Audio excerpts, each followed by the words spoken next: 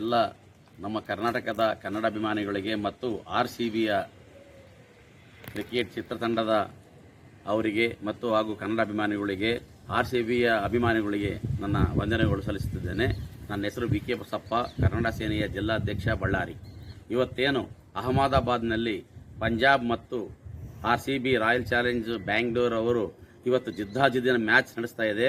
ಇವತ್ತದು ಕುತೂಹಲಕಾರಿಯಾದಂಥ match. ಈ ಪಂದ್ಯ ಬಹಳ ಇಡೀ ರಾಷ್ಟ್ರ ಅಲ್ಲ, ರಾಜ್ಯ ಅಲ್ಲ, ಇಡೀ ದೇಶ ಪ್ರದೇಶ ವಿದೇಶದಿಂದ ಕೂಡ ಜನರು ಕಾತರದಿಂದ ನೋಡ್ತಾ ಇದ್ದಾರೆ. ಇವತ್ತು ಯಾವಾಗ ಆಗುತ್ತಪ್ಪ, ಇವತ್ತು ಸಾಯಂಕಾಲ 7:30 ಗಂಟೆ ಅಂತೇಳಿ ಇವತ್ತು ಊಟ ನಿದ್ದೆ ಬಿಟ್ಟು ಇವತ್ತು ಜನಗಳು ಕಾತರದಿಂದ ಕಾಯ್ತಿದ್ದಾರೆ. ಇವತ್ತು ಚಿಕ್ಕ ಮಕ್ಕಳಿಂದ ಹಿಡಿದ್ರು ಮುದುಕರವರೆಗೆ ಇವತ್ತು ರಾಯಲ್ ಚಾಲೆಂಜ್ ಬ್ಯಾಂಗ್ಳೂರು ಗೆಲ್ಲೇಬೇಕು ಅಂತಂದೇಳಿ ಎಲ್ಲ ಗುಡಿಗಳಲ್ಲಿ ಗುಂಡಾರಗಳಲ್ಲಿ ಪೂಜೆ ಪುನಸ್ಕಾರ ಮಾಡ್ತಾ ಇದ್ದಾರೆ. ಅದು ಎಲ್ಲರೂ ಬೇಡ್ಕೊತಾ ಇದ್ದಾರೆ. ಇವತ್ತು ಪ್ರತಿಯೊಬ್ಬ ಹುಡುಗರು ಸಹ ಇವತ್ತು ಊಟನೇ ಮಾಡ್ತಾ ಇಲ್ಲ. ಇವತ್ತು ಅದಕ್ಕೋಸ್ಕರಗೆ ಎಲ್ಲರೂ ನಾನು ಬೇಡ್ಕೊತಾ ಇದ್ದೀನಿ. ನಾನು ಸಹ ನಮ್ಮ ಬಳ್ಳಾರಿ ಕನಕಮ್ಮ ದುರ್ಗಾದೇವಿ ತಾಯಿಗೆ ಅವರ ಆಶೀರ್ವಾದದಿಂದ ನನಗೆ ನಂಬಿಕೆ, ಸಂಪೂರ್ಣವಾದ ನಂಬಿಕೆ ಇದೆ. ಗ್ಯಾರಂಟಿಯಾಗಿ ಇವತ್ತು RCB 9 ವರ್ಷಗಳ ನಂತರ ಫೈನಲಿ ಬಂದಿದೆ. ಇವತ್ತು 18 ವರ್ಷಗಳ ನಂತರ ಮತ್ತೆ ಗೆಲ್ಲುವ ಹುಮ್ಮಸ್ಸು ಛಲ ಈ ತಂಡದಲ್ಲಿ ಎಲ್ಲರಿಗೂ ಇದೆ. ಇವತ್ತೇನಿದೆ ವಿರಾಟ್ ಕೊಹ್ಲಿ ಅಂತ ಏನಿದಾನಲ್ಲ, ವಿರಾಟ್ ಕೊಹ್ಲಿಗೋಸ್ಕರಗೆ ನಮ್ಮ ಕನ್ನಡಿಗರಿರ್ತಕ್ಕಂಥ ತಂಡದಲ್ಲಿರ್ತಕ್ಕಂಥ ಸದಸ್ಯರಿಗೂ ನಾನು ಶುಭ ಕೋರ್ತಾ ಇದ್ದೀನಿ. ಇವತ್ತವರು ಗೆಲುವು ಶತಸಿದ್ಧ ಅಂತ ನಾನು ಹೇಳ್ತಾ ಇದ್ದೀನಿ.